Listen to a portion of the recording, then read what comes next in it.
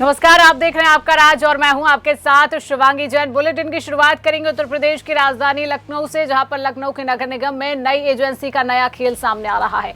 जहां lion enviro के सुधीर सिंह के नेतृत्व में नगर निगम गाड़ियों में डीजल भरते समय रोज धड़ल्ले से डीजल चोरी हो रहा है और चुप्पी साधे बैठे नगर निगम अधिकारी नजर आ रहे हैं। पूरा मामला नगर निगम के जोन 8 के सभागार का है, जहां रोज नगर निगम की कूड़ा उठाने वाली गाड़ियों में डीजल भरा जाता है और डीजल भरते समय डीजल को तमाम कंटेनरों में भरकर 2 पहिया के माध्यम से इर्द गिर्द किया जाता है। ऐसी डीजल चोरी की वारदात और तस्वीरें सुदर्शन न्यूज के कैमरे में कैद हुई और जब उनसे सवाल किया गया कि कंटेनर में डीजल क्यों भरा गया तो उनके पास कोई जवाब नहीं था और कहने लगे कि हमारे पास समय नहीं है पत्रकारों से बात करने का। और ये गाड़ी नंबर है UP32VN0378, जिसे नगर निगम जोन 8 की कूड़ा गाड़ियों में डीजल भरा जाता है। डीजल भरे जाने की आड़ में रोज कई लीटरों डीजल की चोरी होती है। नाम बताइए भाई अपना, आपने कंटेनर में फ्यूल कैसे दिया? हमने वीडियो बनाई है। कैसे दिया आपने कंटेनर में फ्यूल कैसे दिया? पेट्रोल डीजल की चोरी कर रहे हो आप।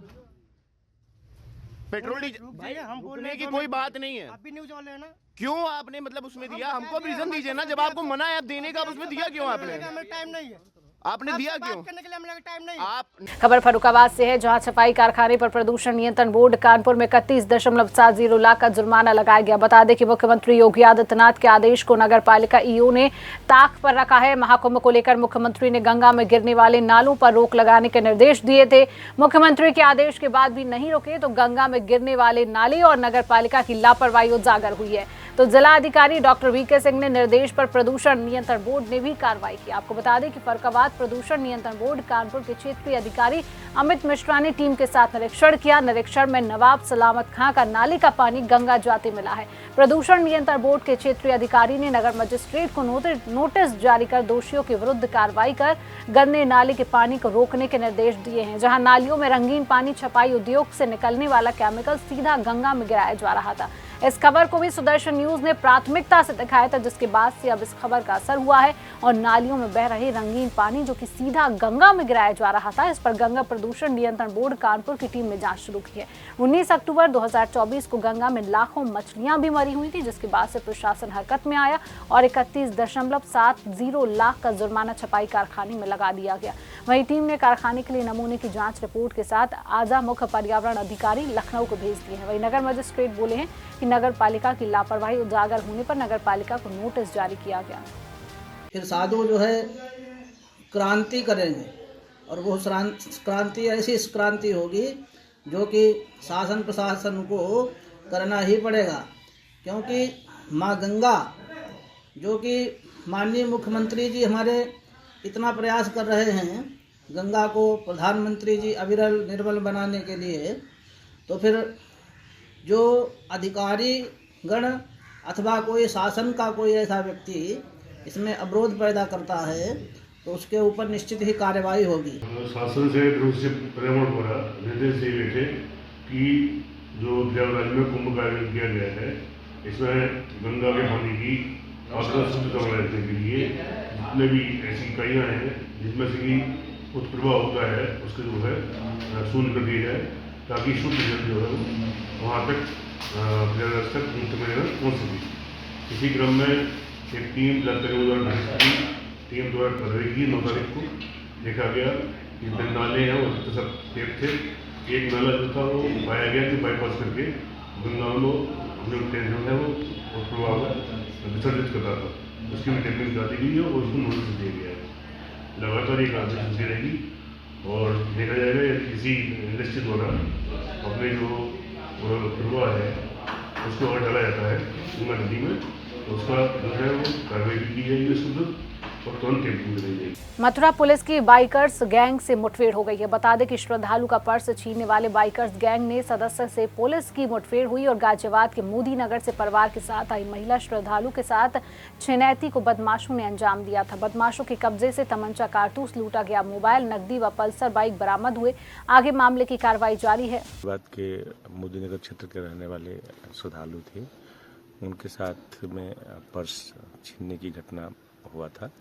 उसके संबंध में थाना वृंदावन में मुकदमा पंजीकृत किया गया था। उसमें सीसीटीवी फुटेज चेकिंग सब आइडेंटिफाई हुए थे। कुछ नाम प्रकाश में आए थे जिनको संदेह के आधार पर आज कई जगह चेकिंग लगाई गई थी। उस चेकिंग में आज यहाँ पर जो गुरुकुल रोड है यहाँ पर चेकिंग की जा रही थी, तो जो पल्सर गाड़ी से कल घटना हुई थी उसी पल्सर पर सवार 2 बदमाश जो पुलिस को देख करके भागे, पुलिस ने उसको चेज किया, जिसमें एक बदमाश को पैर में गोली लगी है, एक बदमाश को दौड़ा करके पुलिस ने पकड़ लिया है। 2 बदमाशों के पास में जो एक व्यक्ति जो इंजर्ड है उसको तत्काल हॉस्पिटलाइज कर दिया गया है।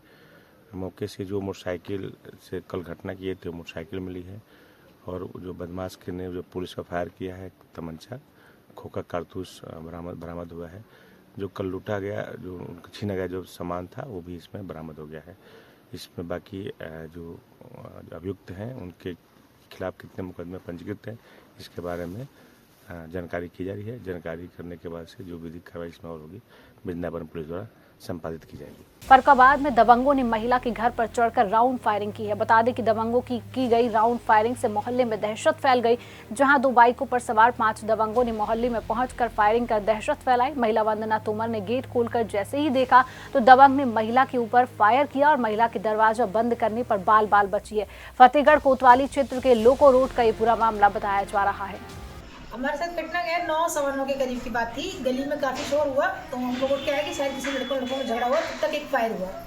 फायर के बाद में जब हम लोगों को लगा कोई लड़का दरवाजे कोई हेल्प के लिए ज़्यादा खटखटा रहा है, तो हम लोगों ने खुलना चाहा, देखा तो लड़के काफ़ी खड़े थे यहाँ पर। और जैसे मैंने दरवाज़ा खोला तो उसमें एक लड़का रोमित हुआ जिसने सीधे सामने से फायर मेरे ऊपर किया। बचने के लिए मैंने दरवाजे का जो आड़ ली है तो उसमें दरवाजे में गोली लगकर सीधे वॉश बेसिन में। जो फायर हुआ उसमें कोई घायल हुआ है क्या? हाँ, उसमें मेरे कंधे को छूते हुए वो निकल गई है, तो क्योंकि मैं झुक गई थी छिपी थी गेट के पीछे, तो इसलिए वो कंधे को छूते हुए निकल कर चली गई। पुलिस को सूचना दी आपने? हाँ, मैंने पुलिस को सूचना 112 नंबर पे भी दी थी और चौकी में भी दी थी, जिससे थाना प्रभारी और प्रभारी निरीक्षक दोनों ही लोग आए थे और चौकी इंचार्ज भी आए थे, फॉरेंसिक टीम भी आई थी। संख्या कितनी रही होगी हमलावरों की? हमलावरों की संख्या 3 बाइकों से थे और वो करीब 8 लोग थे। घटना क्या सीसी कैमरे में कैद हुई है? घटना हमारे यहाँ आसूस श्रीवास्तव है, उनके घटना में कैमरे में कैद है। बाकी जो दाएं बाएं की बाइक निकलने की वो औरों के कैमरे में है, जिसको हम अभी। आपका मेडिकल कराया? हाँ, मेरा मेडिकल करा दिया। मोदी नगर में भोजपुर थाना क्षेत्र के गांव पट्टी तिवड़ा के जंगलों में गौवंशों के अवशेष मिलने से हिंदू संगठन के लोगों ने मौके पर पहुंचकर हंगामा किया। अवशेष रोड पर रखकर नारेबाजी की और विरोध व्यक्त किया। मौके पर पहुंची पुलिस ने किसी तरह लोगों को समझाया। पब्लिक के बीच पहुंचे डीसीपी ग्रामीण ने कहा कि मोदी नगर तहसील क्षेत्र में लगातार बार गौकशी की घटना हो रही है, जिसमें शायद कुछ पुलिस वाले भी शामिल हैं। मामले की जांच कर रहे हैं, सभी लोगों पर कड़ी से कड़ी कार्रवाई की जाए। जय श्री राम। मेरा नाम नीरज कुमार शर्मा है। मैं हिंदू युवा वाहिनी गाजियाबाद से। जैसा कि आज हमें जानकारी मिली, मोदी नगर के अंतर्गत एक थाना पड़ता है भोजपुर में अमराला गांव के पास में पट्टी के आसपास कुछ गौकशी की सूचना हमारे पास में आई थी, जिसकी जानकारी हमने पुलिस को दी। ये 2 महीने के अंदर छठी घटना है भोजपुर थाने के अंतर्गत, जिसके लिए सभी हिंदू संगठन इकट्ठा हुए। उन्होंने जो है रोड जाम किया। रोड जाम करने के बाद में हम मुख्यमंत्री जी से ये अपनी अपील पहुँचाते हैं कि ऐसी घटनाओं में पैर में गोली न मारकर सीधी छाती में या सिर में गोली मार दी जाए, जिससे घटना रुक सकती हैं। अन्यथा ये घटनाएं जो है इसी तरह बढ़ती रहेंगी, क्योंकि उन्हें डर नहीं है मरने का। जब तक वो नहीं मरेंगे, जब तक उन पर ऐसी कार्रवाई नहीं होगी, जब तक कुछ नहीं हो सकता। और जो इसमें पुलिस या कोई भी अधिकारी से जुड़ा हुआ या लिप्त पाया जाता है, उन पर भी उचित कार्रवाई करेगी। यूपी के मिर्जापुर जिले के अदलहाट में शर्मा मोड़ पर विद्युत विभाग के द्वारा कैंप लगाया गया था, जहां एक मुफ्त समाधान योजना के तहत अचानक कैंप में पहुंचे पूर्वांचल विद्युत वितरण निगम के एमडी शंभू कुमार आईएएस प्रबंध निदेशक ने जमकर जेई और लाइनमैन के ऊपर बरसे हैं और कार्य में धीमी गति को लेकर फटकार लगाते हुए कहा कि बड़े बकायेदारों का कनेक्शन काटते हुए वसूली के लिए कार्रवाई करें और अधिक से अधिक लोगों का ओटीएस योजना के तहत लाभ मिले और कार्य में धीमी गति आने पर जेई और लाइनमैन के खिलाफ कार्रवाई होगी। वहीं उनका कहना है कि सरकार की अच्छी योजना है, एक मुफ्त समाधान योजना के तहत ओटीएस स्कीम चलाई गई है, जिन उपभोक्ताओं के ऊपर बोझ है ब्याज माफी की छूट दी गई है। हमारे अधिकारी गांव से लेकर शहर तक कैंप लगा रहे हैं और इस कैंप में आए जो समस्या है उसको दूर किया जाएगा। अब तक पूर्वांचल के 21 जिले में लगभग 7.5 लाख लोगों ने ओटीएस योजना का लाभ लिया है। तो बकायेदारों का कनेक्शन भी काटा जा रहा है। जिन लोगों ने कभी भी बिजली का बिल जमा नहीं किया है और कटिया मारकर जो बिजली जला रही है, उनके खिलाफ भी कार्रवाई की जा रही है। जब मीडिया द्वारा सवाल पूछा गया कि अधिक से अधिक लोग बकाया बिजली का बिल जमा करा रहे हैं तो क्या बिजली में भी कुछ सुधार होगा, तो एमडी बोले कि जरूर सुधार किया जाएगा। यही नहीं, उपभोक्ताओं ने बिजली कटौती को लेकर सवाल पूछा तो उनका कहना था कि अगर कोई फॉल्ट होती है तभी कटौती होती होगी, सब लिखा पढ़ी में रहता है। शुभम मिश्रा अधिशासी अभियंता का कहना है कि हमारे अधिकारी और कर्मचारी गांव तक कैंप लगा रहे हैं और ओटीएस के माध्यम से अधिक लोग इसका लाभ लें। जिस भी कर्मचारी अच्छे से काम नहीं करेंगे उनके खिलाफ कार्रवाई होगी। सरकार के द्वारा ओटीएस स्कीम चलाई गई है। जिन उपभोक्ताओं पे बकाये का बोझ है उसको दूर करने के लिए सरकार ने बकाया है उस आज की राशि है उस पर छूट देने की व्यवस्था की गई है और बड़ी अच्छी मात्रा में छूट दी जा रही है। प्रथम चरण जो ओटीएस स्कीम का था वो 31 दिसंबर को समाप्त हुआ और अभी द्वितीय चरण चल रहा है। इसके बाद 15 तारीख के बाद से तृतीय चरण स्टार्ट हो जाएगा। तृतीय चरण में द्वितीय चरण की तुलना में कम छूट प्राप्त होगा। इसलिए हमारे अधिकारी हर एक बाज़ार में हर एक गांव में जाकर कैंप लगा रहे हैं और कैंप के माध्यम से जो सरकार की ये उपभोक्ताओं के बकाये पे ब्याज की छूट की जो स्कीम है उसका लाभ ज़्यादा से ज़्यादा लोगों तक पहुँचाने का प्रयास कर रहे हैं। हम लोगों ने इस स्कीम की काफ़ी जागरूकता कराई है, प्रचार प्रसार कराया है और गाँव में जाके अभी तक लगभग पूरे पूर्वांचल के 21 जिलों में 7.5 लाख लोगों ने इस ओटीएस स्कीम का लाभ लिया है। अभी भी बड़ी संख्या में बकायेदार बाकी हैं जिनके घरों तक पहुंचा जा रहा है। जहां बिल संशोधन की आवश्यकता है बिल संशोधन भी कराया जा रहा है, लेकिन बार बार कहने के बाद कुछ उपभोक्ता इस स्कीम का लाभ नहीं ले रहे हैं और वो बकाये को बनाए रख रहे हैं। तो ऐसी दशा में हमें बिजली का कनेक्शन काटने की भी आवश्यकता हो रही है और वहाँ पे बिजली कनेक्शन काटा भी गया है। तो मेरी अपील है सभी लोगों से कि सरकार की इतनी अच्छी स्कीम उपभोक्ताओं के बकाये को समाप्त करने के लिए ब्याज पे छूट की जो स्कीम है उसका ज़्यादा से ज़्यादा लाभ लें और हमारे अधिकारी आपके घरों तक आपके क्षेत्र में कैंप लगा रहे हैं तो उसका लाभ लें। अगर बकाये की स्कीम का लाभ नहीं लेते हैं और बकाया बना रहता है तो बिजली कनेक्शन काटने की भी कार्रवाई होगी। तो सभी लोग इसका लाभ लें। तो ओटीएस का कार्य चल रहा है, उसके अलावा कोई हो जाता है तो क्या बिजली मिलेगी पर्याप्त मात्रा में? बिजली देखिए जो सरकार के द्वारा रोस्टर बना हुआ है, ग्रामीण क्षेत्रों में 18 घंटे के, शहरी क्षेत्रों में 24 घंटे की, तहसील मुख्यालय पे 21.5 घंटे की, उसके हिसाब से बिजली दी जा रही है। कहीं पे ऐसा कोई फॉल्ट आ जाता है जो हमारे बिजली कर्मचारियों के कंट्रोल में नहीं होता है, जैसे कहीं पे बस ने किसी पोल में ट्रांसफार्मर में टक्कर लगा दिया, उससे अगर कहीं समस्या आ गई तो ऐसे फॉल्ट को दूर करते हुए जो हमारा शेड्यूल है बिजली सप्लाई का उसके हिसाब से बिजली सप्लाई दी जा रही है। अगर इसमें कहीं पे परेशानी है तो हम लोग उसको नोट करते हैं, उसको दूर करते हैं। हमारे बिजनेस प्लान में नई स्कीम ली जाती है और उससे बिजली सप्लाई की व्यवस्था को बेहतर की जाती है। कटौती के बारे में कोई सही सूचना उन्होंने नहीं दी है और किसी पर्टिकुलर दिन पे कोई ऐसी दुर्घटना होने के कारण बिजली सप्लाई बाधित हुई है तो वो हम लोगों ने संज्ञान में लिया है, लेकिन सप्लाई अच्छी दी जा रही है। और आज हमने जो कैंप लगाया है बकाये को समाप्त करने के लिए, अभी बहुत सारे बकायेदार हैं जिन्होंने 4 साल से बिजली बिल जमा नहीं किया है, कई बकायेदार हैं जिन्होंने 5 साल से बिजली जमा नहीं किया है, कई बकायेदार हैं जिनको हम नेवर पेड कहते हैं, जिन्होंने बिजली कनेक्शन लेने के बाद 1 पैसा जो है बिजली विभाग के बिल का भुगतान नहीं किया है। तो ये स्कीम जो है ऐसा एक सुनहला अवसर है सभी उपभोक्ताओं के लिए कि इसका लाभ लें और इसलिए हमारे अधिकारी कैंप लगा रहे हैं। कैंप का उद्देश्य यही है कि जो भी यहाँ के बकायेदार हैं आसपास के, वो लोग अपना जो है जो भी बकाया है उसका ब्याज की छूट लेते हुए भुगतान करें, जिससे कि जो है उनके ऊपर से भी बोझ हटे और उनको जो है ब्याज माफ़ी का लाभ मिल सके। एमडी साहब का निर्देश था कि मार्केट के सभी 1 लाख के ऊपर के बकायेदार उन पे जो है प्रभावी कार्रवाई हो जाए, जिससे वो योजना का लाभ भी ले लें और जो है अपने बकाये का भुगतान कर लें। और जो भी गांव जहां भी टर्नअप कम है वहां पे मास डिस्कनेक्शन और वसूली का कार्य किया जाए, वहां पे कैंप लगाया जाए ताकि लोग बिल जमा कर सकें। वहां जिसका भी बिल गलत है ये निर्देश मिले हैं कि वहां पे जो है हम जो है बिल सुधार हेतु कैंप लगाएं और लोगों के जो भी गलत बिल हैं उसको सुधारें ताकि वो जमा कर सकें।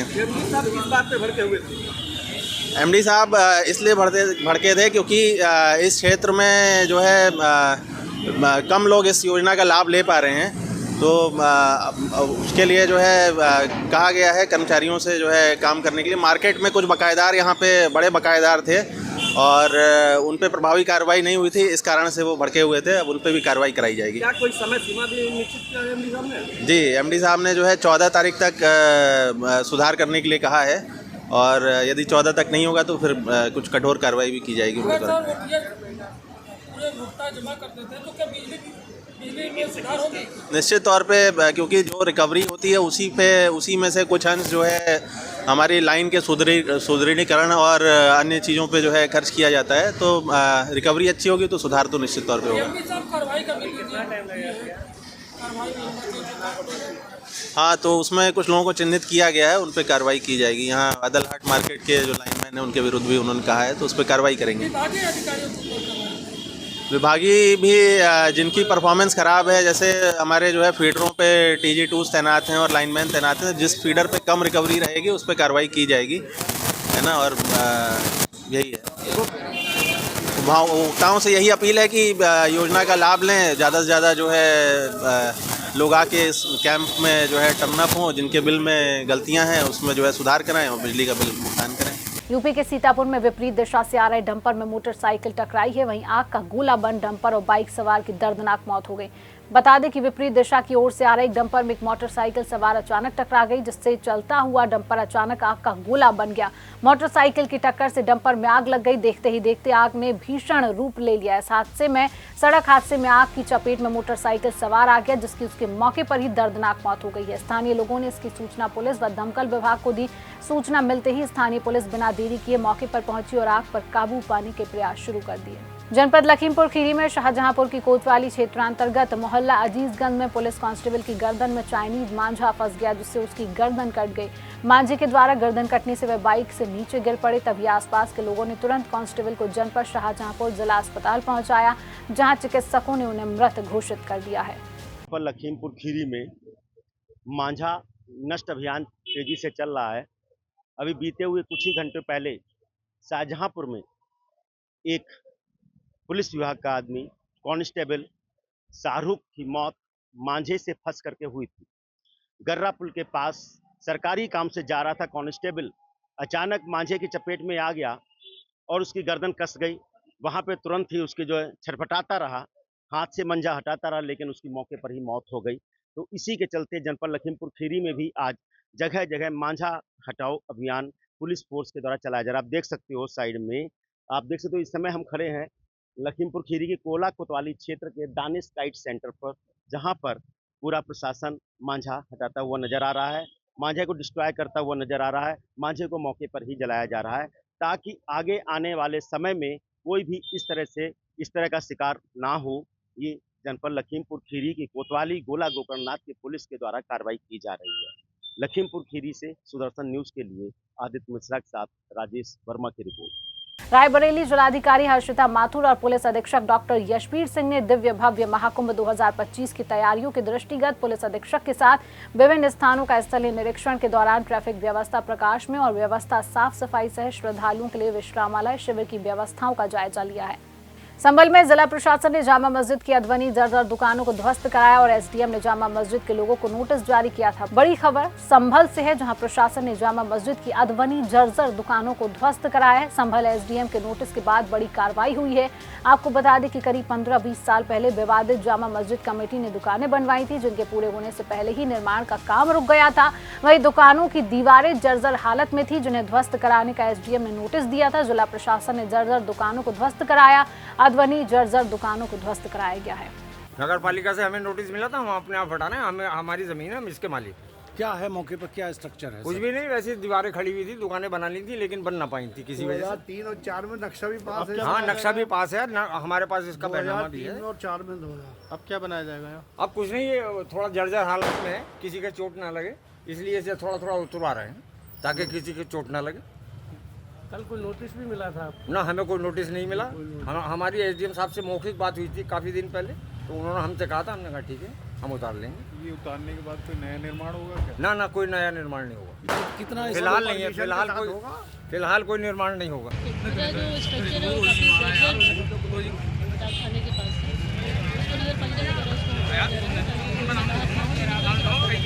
यूपी के रुपईडीहा में महाकुंभ में शाही स्नान से पूर्व भारत नेपाल की सीमा पर दो देशों के बीच हाई लेवल बैठक की गई।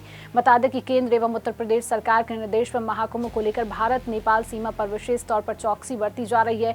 नेपाल से भारत में प्रवेश करने वाले हर एक नागरिक की सघनता से जांच की जा रही है। खालिस्तानी आतंकी पन्नू की धमकी के बाद दोनों देशों की सरकारें सीमाओं पर लगातार निगरानी बनाए हुए हैं। देखिए, जैसा कि आप विदित है, ये इंडो नेपाल सीमा हमारे लिए दोनों राष्ट्रों की संप्रभुता के सम्मान के लिए और क्रॉस बॉर्डर ऑफेंस जो भी संभव है, जो अपराध हैं, उनकी रोकथाम के लिए ये हमने एक समन्वय बैठक किया। इस बैठक के माध्यम से दोनों ही राष्ट्रों के तरफ के अधिकारियों ने आपस में समन्वय स्थापित किया, विभिन्न बिंदुओं पर चर्चा किया और जो जनता है उसके फैसिलिटेशन के लिए, बाकी जो अपराधी हैं उन पर कड़ी कार्रवाई करने के लिए हम दोनों लोगों ने आपस में रणनीति तैयार किया है। और आगामी जो कुंभ है, आगामी जो 26 जनवरी है, उसको दृष्टिगत रखते हुए पूरी सीमा पर दोनों ही तरफ के अधिकारियों द्वारा पर्याप्त चौकसी बरती जा रही है और हम लोग कटिबद्ध हैं कि यहाँ से किसी प्रकार की ऐसी अवांछित गतिविधि अथवा अवांछित व्यक्तियों का आवागमन न हो, जिससे कि शांति व्यवस्था और सुरक्षा व्यवस्था प्रभावित हो। बहराइच की सीमा नेपाल के साथ 110 किलोमीटर लगती है और अभी दो बड़े आयोजन होने हैं। एक महाकुंभ का आयोजन होना है और एक गणतंत्र दिवस का जो है महत्वपूर्ण एक ओकेशन हमारे सामने था। तो इसी के दृष्टिगत एसपी साहब द्वारा और मेरे द्वारा यहाँ पर जो है इस बैठक का आयोजन किया गया और इसमें बांके के सीडीओ, बर्दिया के सीडीओ, वहाँ के एसपी साहब और जो बॉर्डर की हमारी फोर्स हैं, एसएसबीज हैं और सभी अधिकारियों ने, जो अन्य अधिकारी थे, चाहे नगर पालिका, परिवहन इत्यादि ने आज यहाँ पर प्रतिभाग किया। और इसका मुख्य उद्देश्य जो महाकुंभ है उसके आयोजन को सकुशल संपन्न करना है। बॉर्डर पे जो हमारी सूचनाएं थी विभिन्न विषयों को लेकर, तो उनके बीच में आदान प्रदान किया गया और निश्चित रूप से इस आयोजन को सकुशल ढंग से संपन्न करा। जनपद बरेली में थाना प्रेमनगर क्षेत्र चौधरी तालाब निवासी मुस्लिम युवक मैजान रजा द्वारा महाकुंभ मेले को रोकने की योगी जी को धमकी देने के मामले में जिहादी की गिरफ्तारी की गई। वहीं इस मैजान रजा ने धमकी भरा चैट सोशल मीडिया पर वायरल किया था। हरदोई में सड़क हादसे में 2 लोगों की मौत हो गई है। बता दें कि हादसे में मामा भांजे की दर्दनाक मौत हो गई। वहीं अज्ञात वाहन की टक्कर से मामा भांजे की मौत हुई है, जहां राशन की बोरी ले जाते समय ये पूरा हादसा हुआ। घटना की जानकारी मिलते ही मौके पर पुलिस पहुंची और पुलिस ने इस पूरे मामले की जांच पड़ताल शुरू कर दी है। उत्तर प्रदेश के प्रयागराज में लग रहे महाकुंभ को लेकर अब यूपी रोडवेज ने भी अपनी तैयारी चौकस कर ली है। राज्य के लगभग सभी डिपो से महाकुंभ जाने के लिए बसों की व्यवस्था की गई है। इसी के साथ प्रावधान किया गया है कि किसी भी गाँव या मोहल्ले से यदि 50 लोग एक साथ कुंभ जाने का प्लान कर रहे हैं तो उनमें 2 लोगों की यात्रा मुफ्त होगी। इसी के साथ इन 50 यात्रियों में किसी एक को मुखिया बनाया जाएगा। कुंभ में हमारे पूरे क्षेत्र के लिए 410 बसें अलॉट हुई है और 84 बसें पीतल नगरी डिपो से हैं। उसमें नई बसें जाएंगी सब। उनके लिए पेंट, भगवा कलर का पेंट, टेक्निकल जो प्रॉब्लम है उसको दूर करना, ये सब चीज़ें हमारी पूरी कर ली गई है। उस पर जो स्टाफ जाएगा वो वर्दी में जाएगा, बैज लगा होगा, लाइसेंस उसके पास होगा। इन सब चीज़ों की व्यवस्था हमारी तरफ से पूर्ण कर ली गई है और इसी तरह की सारी व्यवस्था के साथ ही गाड़ी हम भेजेंगे।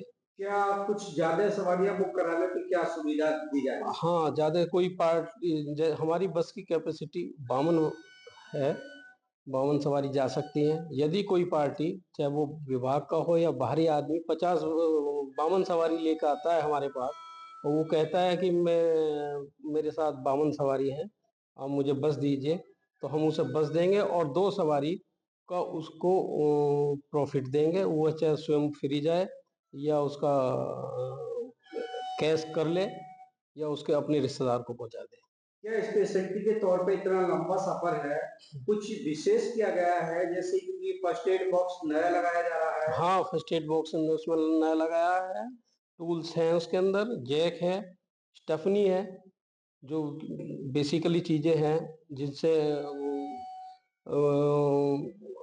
कैजुअली कोई घटना घटती है उसको दूर कर सकता है। कभी-कभार ऐसी समस्या आ जाती है, बस रास्ते में खराब हो जाती है, तो उसके लिए क्या उपाय किए जाए? उसके लिए या तो नज़दीकी डिपो से करा ले और यदि ऐसी बात नहीं, वहाँ से कोई हेल्प नहीं मिल रही, तो वो हमारे जो टेक्निकल स्टाफ है, फोरमैन है, उनसे बात कर ले। यदि कोई खर्चा आता है और तो हम प्राइवेट से भी अलाउ कर देते हैं कि प्राइवेट से ठीक करा लीजिए। बस चेंज करने के लिए कुछ किसी तरीके का कोई प्रबंध है वहाँ पे? हाँ, बसें जो पीछे से आएगी, हाँ, उस रोडवेज की कोई भी गाड़ी है, अगर वो उस रूट की है तो उसमें हम पैसेंजर को ट्रांसफर कर सकते हैं, करते भी हैं। गंतव्य तक पहुँचाएगी? गंतव्य तक पहुँचाएगी। टोटल कितनी बसें कराएगी? मुरादाबाद 6 से 4 मंडल से 410 है और पीतल नगरी डिपो की 84 बसें हैं। क्या अपील करना चाहेंगे जो कुंभ में जाने वाले यात्री हैं उनसे? मैं अपने जनता से ये अपील करना चाहूँगा कि वो शांति बनाए रखें, व्यवहारिक बने रहें।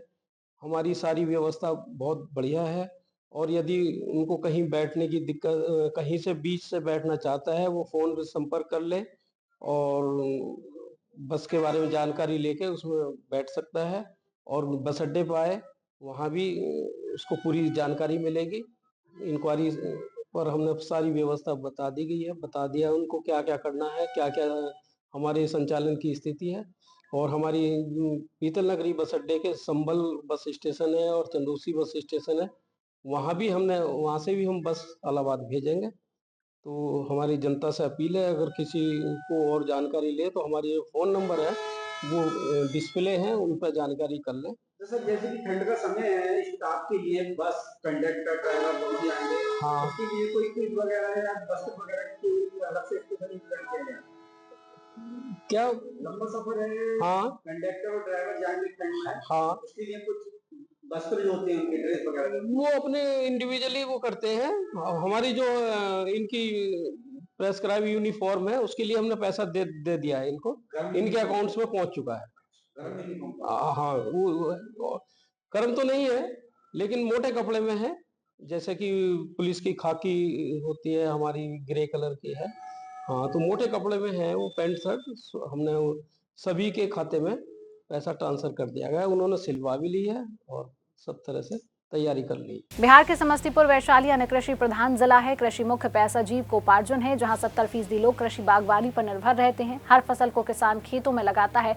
फसल के साथ यूरिया, डीएपी, पोटाश, मिक्सर की जरूरत फसल बुआई में किसानों को लगती है, पर समय उर्वरक की कमी और ऊंचे दामों को मजबूरन किसान देखकर उर्वरक खरीदता है। आपको बताते चले कि जब छोटे रिटेलर से इस विषय को लेकर जानकारी ली गई तो क्या कुछ उन्होंने कहा, आइए आपको सुनाते हैं। हुआ मुजफ्फरपुर दूर दूर से आता है माल, 40 रुपया एवरेज भाड़ा लग जाता है, 10 रुपया लेबर का कष्ट हो जाता है। इस सब बेचने में कठिनाई हो जाता है, लेकिन कठिनाई का सामना करना पड़ता है। विभाग खास शासन से, फर्टिलाइजर विभाग से क्या मांग है? बस हम लोगों को FOR अगर मिल जाता है खाद तो बहुत परेशानी कुछ नहीं रहेगा। उचित दाम जी हाँ कंट्रोल होना। जी। जबलपुर में गौरवमयी अभिनेत्री और पूर्व miss world tourism Ishika Taneja ने फिल्मी करियर को अलविदा कहकर धर्म और अध्यात्म की ओर कदम बढ़ाया है। राष्ट्रपति सम्मान और गिनीज वर्ल्ड रिकॉर्ड हासिल करने वाली इशिका ने द्वारका शारदा पीठ के शंकराचार्य स्वामी सदानंद सरस्वती जी महाराज से गुरु दीक्षा प्राप्त की, जिसे उन्होंने अपने जीवन का एक निर्णायक मोड़ बताया। गुरु दीक्षा के इस पावन अवसर पर इशिका ने गुरु को समर्पित एक श्लोक प्रस्तुत किया। शंकराचार्य स्वामी सदानंद सरस्वती जी महाराज ने इशिका को उनकी नई आध्यात्मिक यात्रा के लिए शुभकामनाएं दी और कहा कि धर्म और समाज की सेवा के लिए इशिका का यह कदम सराहनीय है। धर्मो रक्षति रक्षता, जब मैंने सोच ही लिया है कि फिल्मी ड्रामा छोड़कर सनातन धर्म पे काम करना है तो गुरु बहुत ही ज़्यादा आवश्यक हो जाता है। और ये मेरे लिए बहुत ही सौभाग्य की बात है कि जगत गुरु शंकराचार्य जी सदानंद सरस्वती स्वामी जी महाराज जी ने मुझे गुरु मंत्र की दीक्षा दी है और उन्होंने मुझे आदेश दिया है कि मैं अब धर्म के पथ पे आगे बढ़ूं और कृष्ण मंत्र का जाप करूं, उनकी साधना करूं, उन्हीं का ही संकीर्तन करूं, उन्हीं के लिए काम करूं। दीयते ज्ञानमत्यंत क्षीयते पाप संचयः। ज्ञान प्रदान करने के लिए और मंत्रों की शक्ति प्राप्त करने के लिए, मंत्र होते हैं, मंत्र में शक्ति होती है, शक्ति प्राप्त करने के लिए दीक्षा होती है। साधक को उन मंत्रों का आश्रय लेकर के आराधना करनी होती है और जो मंत्र दिया जाता है वो उनका इष्टदेव होता है। बिहार के कटिहार नगर थाना क्षेत्र के तिनग गछिया बाजार समिति के समीप नगर थाना पुलिस ने कुख्यात अपराधी करण खटीक को 3 देशी पिस्टल और 3 जिंदा कारतूस के साथ गिरफ्तार किया है। पुलिस अधीक्षक वैभव शर्मा ने बताया कि गिरफ्तार कुख्यात अपराधी करण खटीक के विरुद्ध कटिहार और पूर्णिया के विभिन्न थाना क्षेत्र में 1 दर्जन से अधिक डकैती और लूट जैसे आपराधिक मामले दर्ज है। पुलिस अधीक्षक ने बताया कि गिरफ्तार करण खटीक के साथ कुख्यात अपराधी शमीम उर्फ शमिया भी था, लेकिन वह पुलिस को चकमा देकर भागने में सफल रहा। एसपी ने मामले की जानकारी दी। कटिहार पुलिस लगातार ऐसे दुर्दांत और कुख्यात अपराधियों पर नजर रखी हुई है जो पहले लूट डकैती केसों में जेल जा चुके हैं। इसी क्रम में कल 11 तारीख को हम लोगों को सूचना मिली थी कि एक अपराधी एक बड़े लूट कांड को अंजाम देने के इरादे से 3 गछिया की तरफ आ रहा है। तो हम लोगों ने इसके लिए एक स्पेशल वाहन चेकिंग लगाई और उस अपराधी को न केवल वहाँ पकड़ा बल्कि उसके पास से 3 शाम से बरामद हुए हैं। ये अपराधी करण खटीक है उर्फ करण सोनकर। इसके विरुद्ध नगर, मनसाही, बरारी, रोतारा और पूर्णिया भी कुल लगभग 10 कांड हैं जो विभिन्न लूट डकैती संबंधित हैं। इसके साथ इसका साथी भी था जिसका नाम है शमीम उर्फ शमिया। ये भी लगभग 10 से ऊपर कांडों में संलिप्त रह चुका है और ये एक मर्डर के केस में वांछित भी है। ये अंधेरे का फ़ायदा उठा के भागने में सक्सेसफुल रहा था और हम लोग लगातार उसकी लोकेशन लेके छापामारी कर रहे हैं और बहुत जल्दी उसको भी गिरफ्तार किया जाएगा। प्रोएक्टिव एक्शन लेते एक जो बड़ा घटना घटित होने वाला था उसको बचाया गया है और ये जो अपराधी था ये बहुत ही दुर्दांत नेचर का था और एक्टिवनेस के कारण एक बड़ी घटना बचाई गई। कहाँ के हैं सर ये अपराधी? ये अपराधी जिनके पिता का नाम पृथ्वी चंद सोनकर है, ये रहने वाला दुर्गा स्थान का ही है और ये नगर का पुराना दुर्दांत अपराधी है और पहले भी कई बार लूट डकैती केस कर चुका है। सर कुल कितने हथियार बरामद किए गए, कितनी गोली बरामद की गई? इस अपराधी के पास से हम लोगों को टोटल 3 हथियार बरामद हुए हैं और कितने कारतूस? 3 जिंदा कारतूस का। मध्य प्रदेश के धार जिले में कलेक्टर ने सख्त कार्रवाई करते हुए कई दुकानों पर छापा मारकर चाइनीज मांजा जब्त किया है। वहीं दुकानदारों को सख्त चेतावनी देने के बावजूद बाजार में बिक रहा है। सामाजिक संगठनों द्वारा पिछले दिनों चाइनीज मांझा की सामूहिक होली भी जलाई गई थी। उनके बाद भी आए दिन चाइना धागे से कटने की घटना मिल रही है। कल धार जिले के नालछा में बाइक सवार युवक श्याम भूरिया का चाइना डोर से गला कट गया। जरूरी काम से मांडव से लुनेरा की ओर जा रहा था, तभी मेन मार्केट में चाइना डोर मेरे गले में अचानक आया। मैं बाइक रोकते रोकते मेरे गले में रिसाव हो गया और मैंने वापस बाइक पलटा के देखा तो चाइना डोर से मेरा गला कट गया था। फिर क्या हुआ? मैं अस्पताल जाने की कोशिश करी, तभी मेरा एक साथी दौड़ गया है कि यार मेरे साथी का गला कट गया है चाइना डोर से। फिर मुझे वो अस्पताल लेके गया नालछा स्वास्थ्य केंद्र और वहाँ से मुझे धार रेफर किया गया।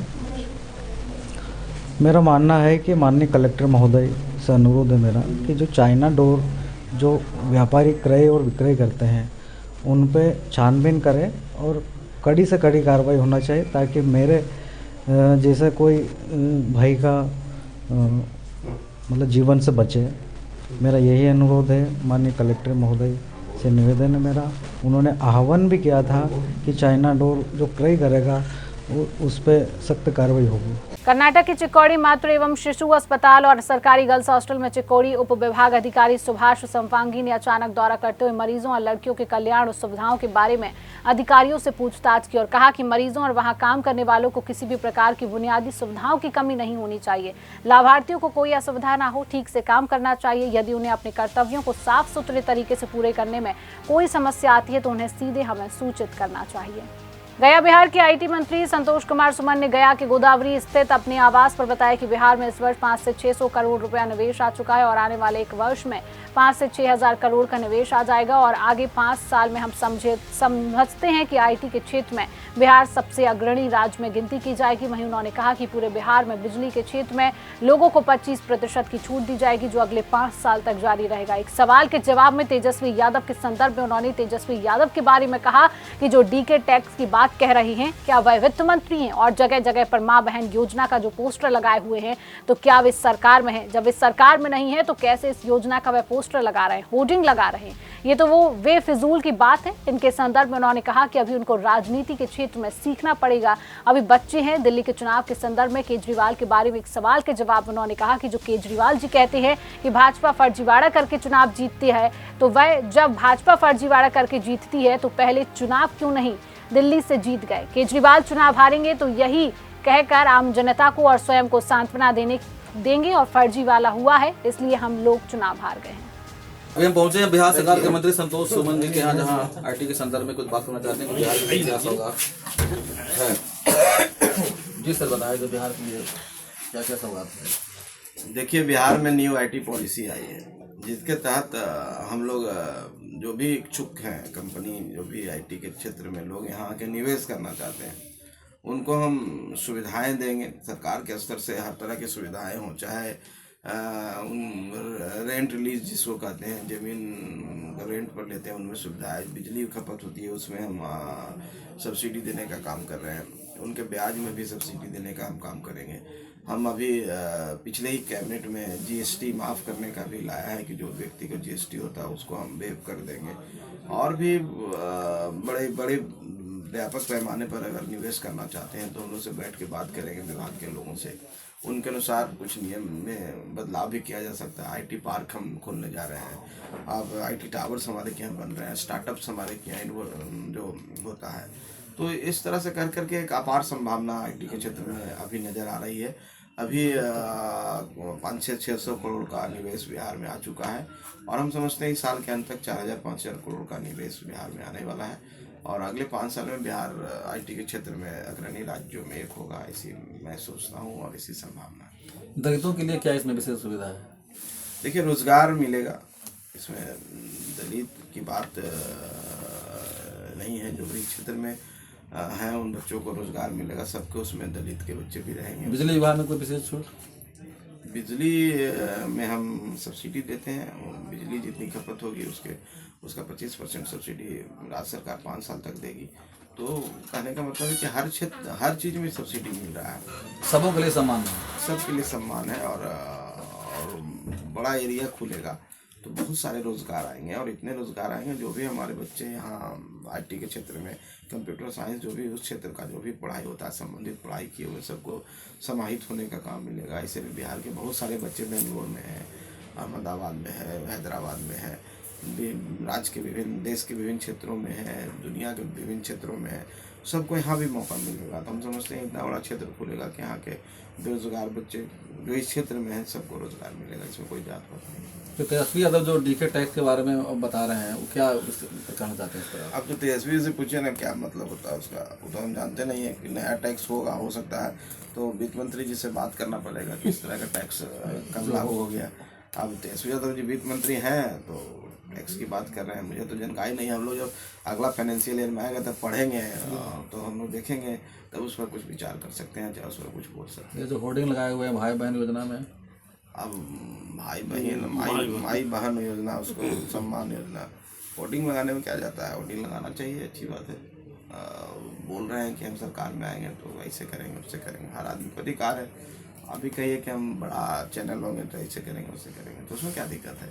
तो उनको भी सपने देखने का अधिकार है, सपने देख करके वो होर्डिंग अभी से लगा दिए हैं और उतावलापन है तो जनता डिसाइड करेगी ना 25 में किसको ये योजना का लाभ मिलेगा, चाहे कौन योजना लागू करेगा तो जनता पर है। कौन सरकार में आएगा, कौन उनके प्रतिनिधित्व करेंगे, वो तो जनता डिसाइड करेगी और आने वाला चुनाव में सब जनता डिसाइड करेगी। हम लोग अपना काम कर रहे हैं, एनडीए अपना काम कर रहा है और हम लोग आसान्वित हैं कि 225 सीटों से ज़्यादा हम चुनाव जीतने जा रहे हैं। उनका स्थान कहाँ रहेगा? 20-25 सीट पर आ जाएंगे तो अपने सपना देखते रहें।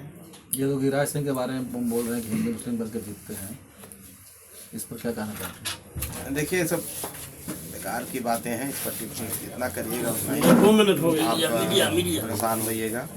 जनता वोट देती है और जनता समझदार है। हम जनता को बेवकूफ़ नहीं समझ सकते हैं आज के डेट में। जो इस तरह की बात करता है जनता को बेवकूफ़ समझता है, जनता को बरगला के वोट लेता है। ये जो आपका केजरीवाल साहब जो कह रहे हैं कि ये फर्जीवाड़ा करके भाजपा जीतती है, इस मुद्दे पर क्या कहना चाहते हैं? कहने दीजिए ना, चुनाव हार रहे हैं इसलिए से कह रहे हैं। उनको डर लग गया है कि अभी दिल्ली हार जाएंगे तो कुछ तो बहाना चाहिए ना बोलने के लिए। तभी सब बहाना का एक बना रहे हैं, प्लेटफॉर्म बना रहे हैं। और प्लेटफॉर्म जब हार जाएंगे तो कहेंगे मैंने कहा था ना कि फर्जीवाड़ा करती है बीजेपी। तो जहाँ सरकार नहीं है वहाँ पर कौन फर्जीवाड़ा की बीजेपी?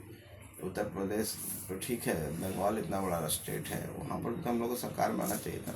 तो ये सब फालतू की बात है सर। अच्छा, ये आपदा विभाग में जो इस बार जो कोरोना काल में जिसका पैसा नहीं मिला था, बोला कि ऑनलाइन जिसका नहीं हुआ है, जो प्राइवेट में इलाज कराए थे, क्या उसके लिए भी कोई निर्देश आया है? प्राइवेट में जिसका सर्टिफिकेट है। देखिए ऐसा कोई बात है तो व्यक्तिगत तौर पर हमसे बोल सकते हैं।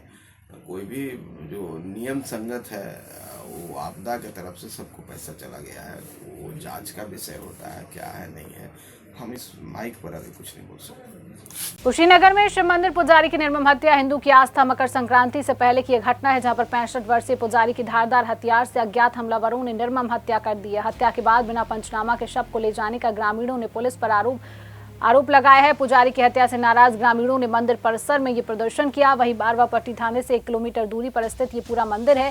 बिहार बॉर्डर से 200 मीटर दूरी पर पुजारी की हत्या हुई है। मौके पर पुलिस अधीक्षक सीओ समेत आधा दर्जन थाने की पुलिस मौजूद रही। पूरा मामला थाना बारवापट्टी अंबा खास टोला कपराधी का कौवा खौर मंदिर की पूरी घटना बताई जा रही है। बारवापट्टी में ये आमवा खास जो है कि एक गाँव है, यहाँ पे एक मंदिर है राम जानकी कौवा खोर के नाम से, और यहाँ एक संत महात्मा रहते थे काफ़ी दिनों से। उनका उम्र लगभग 60 से 65 साल था, और रात में जो है कि संदिग्ध कहा जाएगा बदमाशों ने जो है रात में चाकू मारकर उनका हत्या कर दिया। मैं कैमरामैन पंकज के साथ कन्हैया कुशवाहा, सुदर्शन न्यूज़, कुशीनगर। तो फिलहाल के लिए इस खास बुलेटिन में इतना ही। देश और दुनिया की तमाम खबरों को जानने के लिए आप देखते रहिए सुदर्शन न्यूज़। नमस्कार।